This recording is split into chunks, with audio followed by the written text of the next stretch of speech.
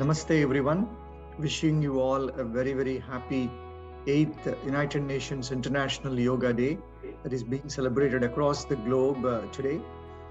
And I'm really humbled and honored to be here in the presence of this august gathering to share some insights on this absolutely phenomenal conference on integrative medicine and the importance of it for humanity and wellness. In fact, I would like everyone, before we actually start the talk, to bring that subtle smiles onto your faces. I know you all have been very busy from the morning, and I know many of you have been extremely busy and tied up with creating this platform, planning this program. So you might be also exhausted. I know it is almost evening in India now. So please just sit back, relax, pay attention to your breath, pay attention to your smile. You know, people think yoga is something that needs to be practiced on a yoga mat and it is over. And unfortunately, that is not the case. Yoga is a way of life. Yoga is to live every moment in that harmony, in that union.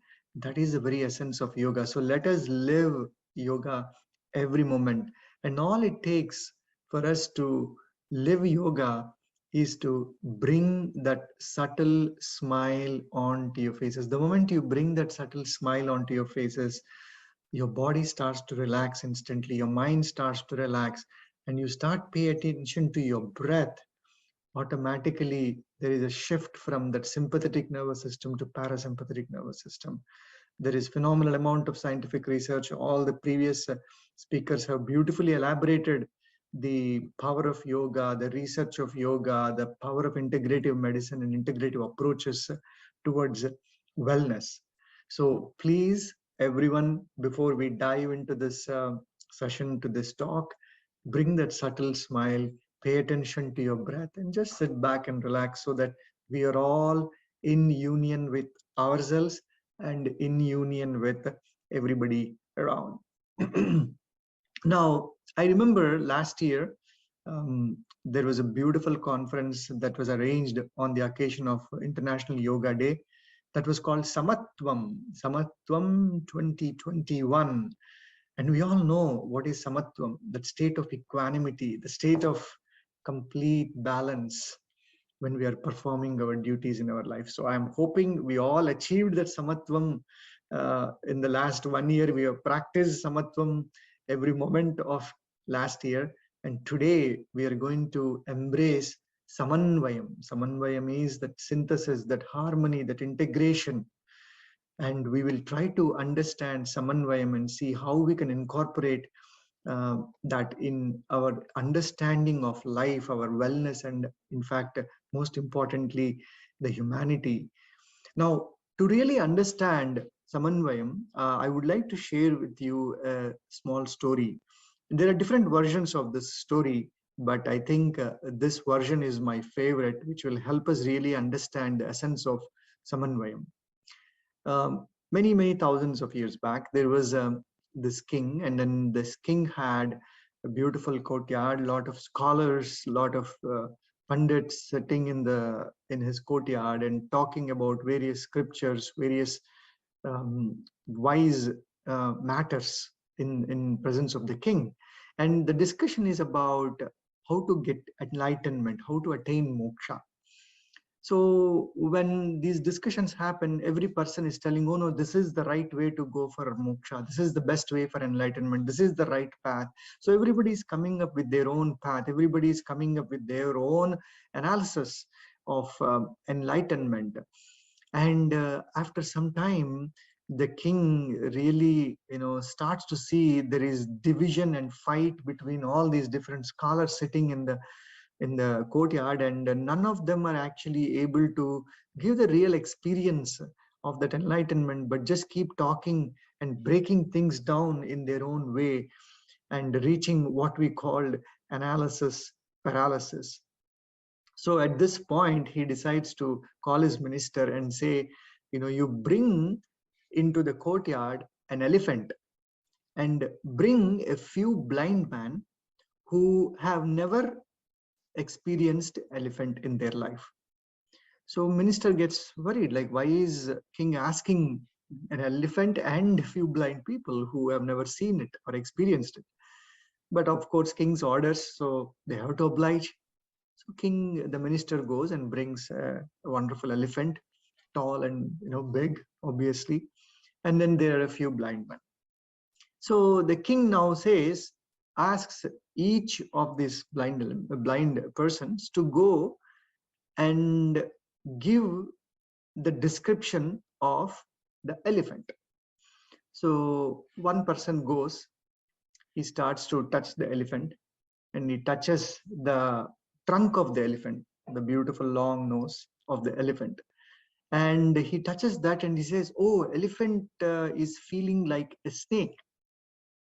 And he says, elephant is definitely like a snake. Then the other blind person goes and touches another part of the elephant, which is the legs, the big legs of the elephant. And then he says, oh, elephant, I think, is like the tree trunk. I can feel it's big, it's thick. So elephant is definitely has to be like a tree trunk. Now the other blind man now goes and starts to feel, and then he feels this big ear of the elephant. And then he touches the elephant ear, and then he's like, oh, this seems like a fan. The fan that we make, with the palm leaves, it feels like a fan. So elephant has to be like a fan.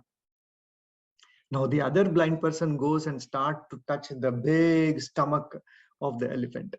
And then he's like, can't go anywhere. Wherever he's touching, it's all big stomach. It's almost like a wall, and he can't go further. So he says, oh, I think I know what elephant is. Elephant is exactly like a wall. It has to be like a wall. And like this, every one person after the other, they are going, they are touching one part, the other person goes, touches the tusk of the elephant. He says, oh, the elephant has to be like a spear because it's pointed and long, so solid and hard. So he says elephant has to be a spear. And then another person goes to the back of the elephant and he touches the tail of the elephant. And then he feels the elephant's tail and he says, oh, this feels like a rope. So elephant has to be a rope. The elephant may be like a rope. So by this time, everybody is looking at the king and not understanding why this is being done and what is happening. So everybody now is arguing. Elephant has to be like this and that, and everybody is so strong and fanatical about their own conclusions about how an elephant should be or how an elephant would look like. And as this argument keeps going on, there is one blind person from the audience who comes and says, wait a second, let's stop fighting. Let's stop analyzing and coming to a dead end and fighting about it. Now, each one of you have given your perspective of elephant. You have touched the tusk and you said it's like a spear. You have touched the stomach and you're saying it's like a wall. So why don't we put all these things together so that we get a complete picture of the elephant? Because none of you were able to experience the elephant in its wholeness, in its completeness. So, my dear friends, unfortunately, we are all living in the world of analysis paralysis. What is happening today is because we are going deeper and deeper in analyzing one small area, but we are not able to find solutions for the big picture, for the whole system, whether it is a human system or a social system. Most of our work is going deeper and analyzing and researching one small area, but unfortunately not being able to synthesize it together.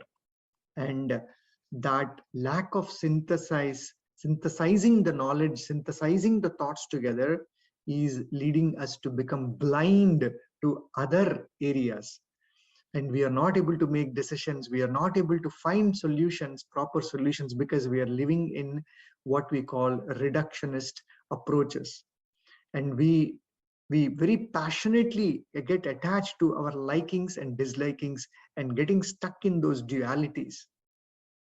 And we are stuck in those perceptions And these perceptions constantly change. These perceptions are not real. In fact, the great ancient Upanishad, Mundaka Upanishad, it beautifully explains. Mundaka means the person who has a shaved head. Mundaka Upanishad essence is, it doesn't mean that we have to shave head and become a sannyasi. The essence of Mundaka Upanishad is to empty the mind, to get rid of all the thoughts. In fact, there is an ancient Telugu saying, it says, Talalu bodulaina kani talampulu bodulaguna, means the heads are being shaved, but the thoughts are not being shaved. So this is the great ancient Upanishad, Mundaka Upanishad, which goes further on to identify knowledge as two different types. And the type of knowledge that we have seen so far in terms of analyzing and dissecting and going deeper and deeper, and never being able to synthesize this type of knowledge, is called Aparavidya. Aparavidya is all the knowledge that we see and experience with the senses. And these senses are very specific to species, because if you take, for example, when a bat is flying in the night, it cannot see, but it can perceive everything through the ultrasonic vibrations. Similarly, different species of animals experience the world from their own way. For example, a dog perceives the world through the sense of smell. So similarly, all these experiences that we go through are perceived through these senses, which are specific to different species. And unfortunately, what we are doing is we are claiming these perceptions and subjective experiences to be the truth based on that limited experience, limited knowledge. And what is happening because of that thought process? We are creating pseudo intellectuals and fanatics who say their way is the only way, their path is the only path. What we need today, my dear friends, is synthesizing of all these thoughts together. And reality is different from individual perceptions. Instead of getting cornered into an isolated area, we need to shift into an integrated area where we can bring an amalgamation of these thoughts together and see the truth as a whole. Otherwise, we will also become blinded. In fact, a great ancient sage said, a man with a dual mind is half blind. So we are all, unfortunately, most of us are living in that half blinded state. And the problems, of course, of this Aparavidya here is the disintegration of systems inside and outside. We are disintegrating our health with all these reductionist approaches. The previous speaker, Dr. Munnarana, was explaining how, if you have a problem, we are treating the organ, we are treating a tissue, but we are not treating the person as a whole. A simple example, if you go to a doctor with, hypertension, he will just give you medicine for hypertension, a pill for hypertension, but we are not able to look at the root. Where is this hypertension coming from? What is the impact of this hypertension on other parts of the body? What if I treat this? How is it going to impact the other organs or other tissues? Similarly, most of the non-communicable diseases that we see today, my dear friends, which are called NCDs and mental illness, the root is in our lifestyles, in our behaviors. Instead of treating the root, instead of changing the lifestyles and behaviors, what we are doing is we are treating an organ or a tissue. It is like we are performing a surgery, we are cutting everything open, going deeper and deeper, but we are not putting that back together afterwards. We are leaving that open. We are saying this is the analysis, and then that's it. And what is going to happen to a patient when you just cut everything, dissect everything, and leave it there? The person is going to die. The person is never going to heal properly. Similarly, we are also having challenges in the society. In the name of color, race, gender, and all these things in the society, we are discriminating, we are breaking down everything. Instead of seeing the unity in the diversity, we are breaking everything down. And this is the challenge with Aparavidya. The thought process has to change. And what is the solution? Mundaka Upanishad beautifully gives us the solution as well. It says Paravidya. What is Paravidya? Paravidya is the changeless, timeless, absolute, holistic understanding, looking everything as a whole, as a one system. Seeing the entire humanity as one is the solution. Seeing the body as a whole or one is the solution. And that Paravidya doesn't come from dissecting, but it is a direct inner experience. As we have seen in that story in the beginning of the elephant and the blind man, it is an experience. One has to experience everything from inside. So this Paravidya helps simplify things. It breaks down the complexity into simplicity. So to see the reality as it is, we need to go beyond the senses, beyond the mind, which breaks down everything. As is experience, direct experience of the self is required. And in fact, health is such experience. You will know through your own inner experience how your health is. And that experience, of course, is called by great Adi Shankaracharya as aparokshanubhuti. Aparokshanubhuti is experience as it is. Pratyaksha experience is you are seeing through your senses and experiencing it. Paroksha is somebody is telling you and you are experiencing it. But aparoksha is as is. You can experience yourself. That knowledge is the Paravidya. That will help us go away from, shift from this dual mind, this analytical mind, this mind which is polarized into so many distractions, into a non-dual mind. Instead of breaking down, we need to start building up and synthesize so that we shift from isolation to integration. In fact, yoga, the system of yoga is built for that. And great example of that is our whole body. To keep the body functioning together, we need harmony between trillions of cells in the body. Right now, if you look at your body, yes, we see the body as a whole, but inside all these cells are communicating with each other. They are talking to each other. They are functioning together. And the outcome of that is what we call homeostasis. That harmony leads to homeostasis, perfect state of equilibrium. And in fact, my journey into yoga started with my meeting ancient sage Sunita Amma 16 years back. Before that, I was also a super intellectual. I was very intelligent. I have studied veterinary science. I have understood the medical science, going into the depths of different subjects, anatomy, physiology, biochemistry, immunology, surgery, gynecology. All these subjects were fascinating. And after that, my thirst for that was over. Then I studied computer science. And then after that, the thirst for that was also over.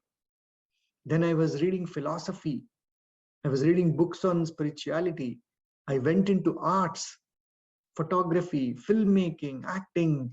I wanted to explore everything, but none of those areas satisfied me completely.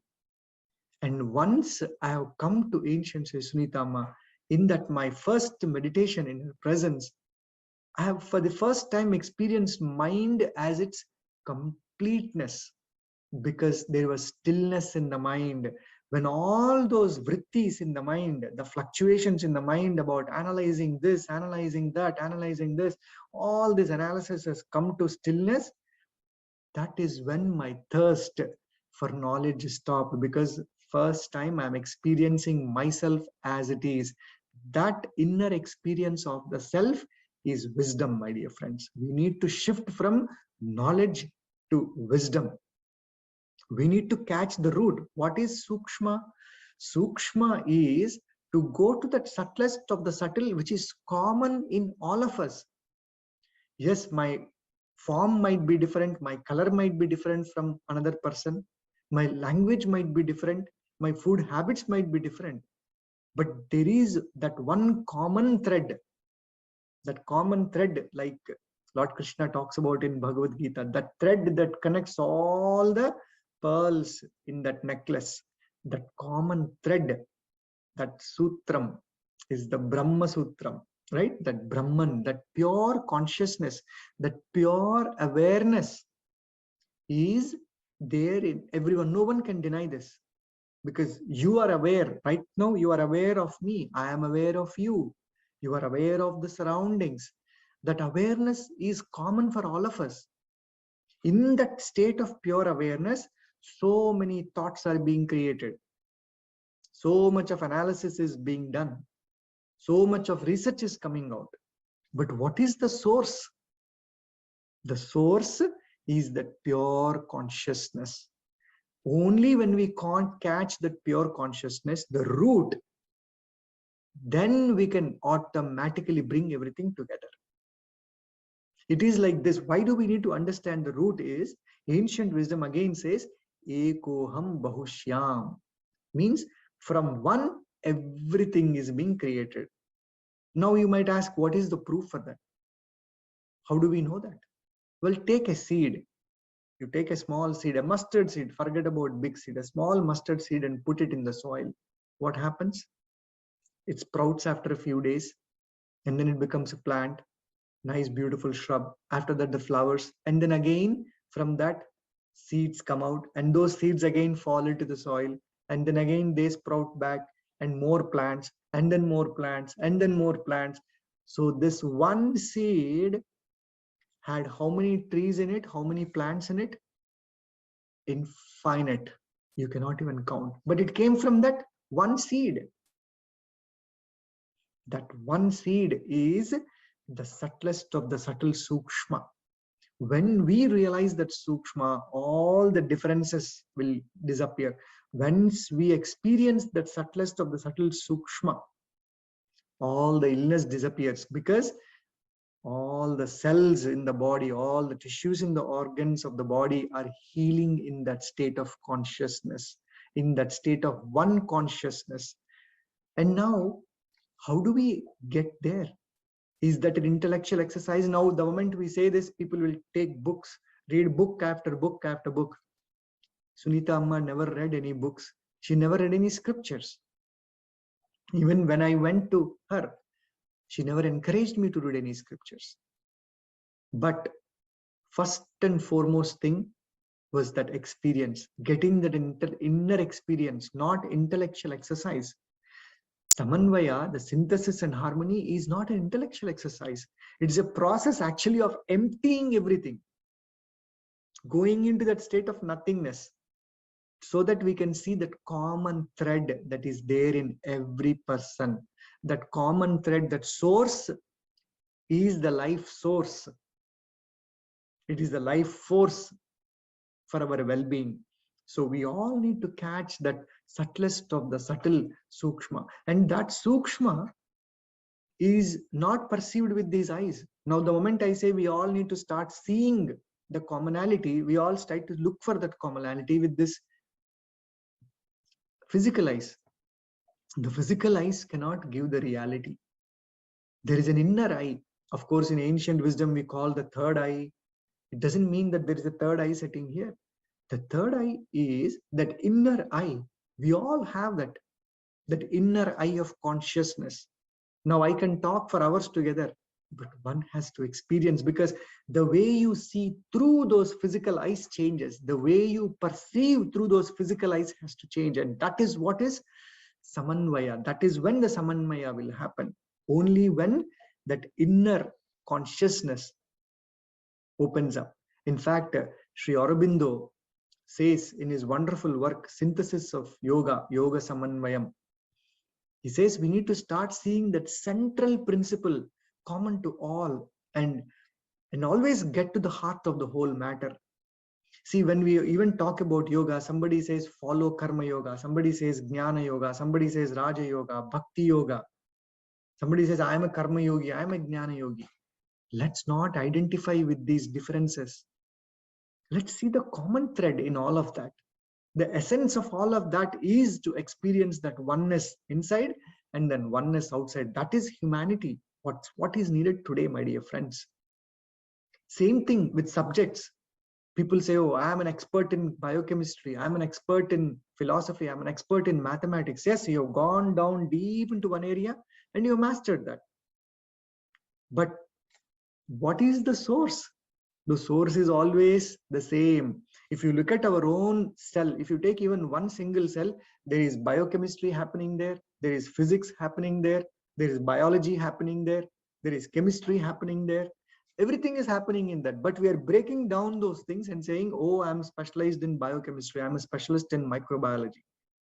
But what is needed is to realize that all these paths have to lead to one destination, that wholeness. Ancient wisdom says, Ekam Sat Vipra Bahuda Badanti. Paths are many, but the destination is one. To identify with that one commonness beyond the names and forms will lead to humanity. My dear friends, integrative medicine, integrative approaches will lead to oneness of humanity.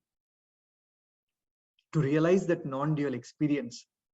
And the application of this is so powerful in both our wellness within ourselves and with the relationships in the world.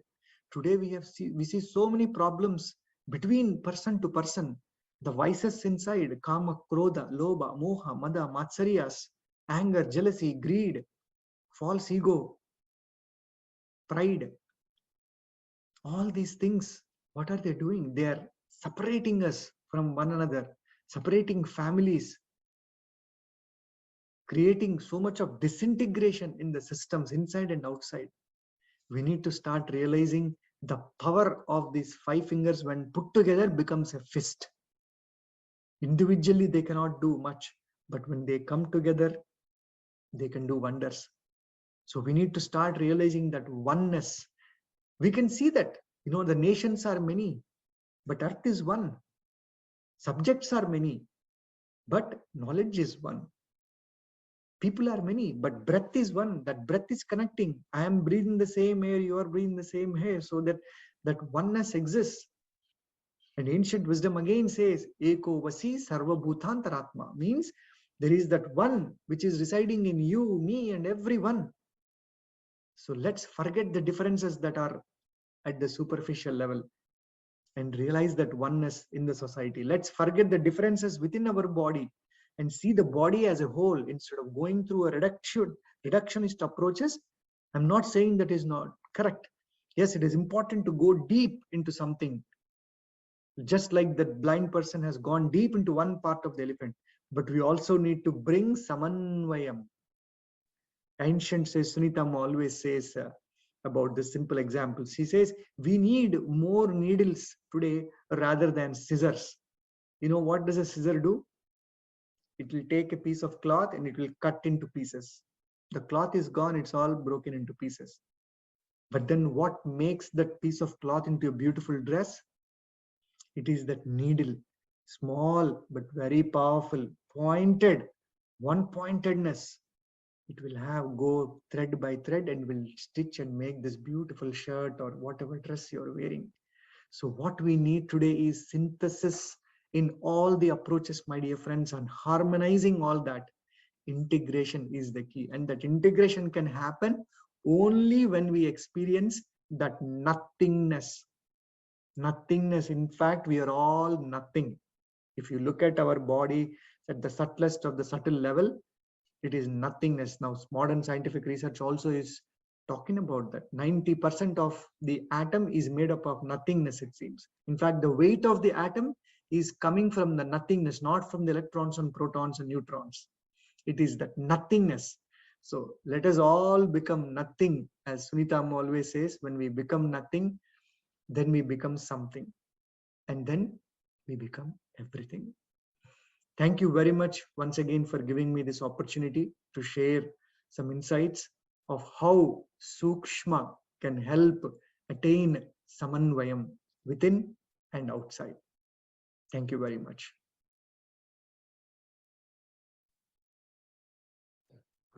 Thank you, Dr. Suman. I know it's a midnight for you. You are already being a part of inaugural and also book release. You have been given a brief, preface about the book Wellness from Within. You are there with us almost. It's more than 6 to 8 months, I feel. We have been already conducted a lot of value-added courses. You have made a lot of difference. I don't have words to say. Your commitment for the cause, of the propagating this yoga, maybe for the global peace and maybe a wellness. I really thank being in the middle of maybe a night or maybe too much of early of the morning, and the kind sharing your thoughts and inspiring. A lot of comments, chat box we have seen. Since morning we are not had. Maybe it's the end of the day. 4:30. A lot of people leave. A lot of comments which are already received. You can able to see in the chat. You really kind of it's a day end, but still made a lot of impact. So I don't have any words to say. How to say thanks? I lack of my words. I really thank you behalf of our organization, making being again a part of this and enlightening all of us about the wellness. Thank you so much. I now call Dr. Nodar. Thank you, sir.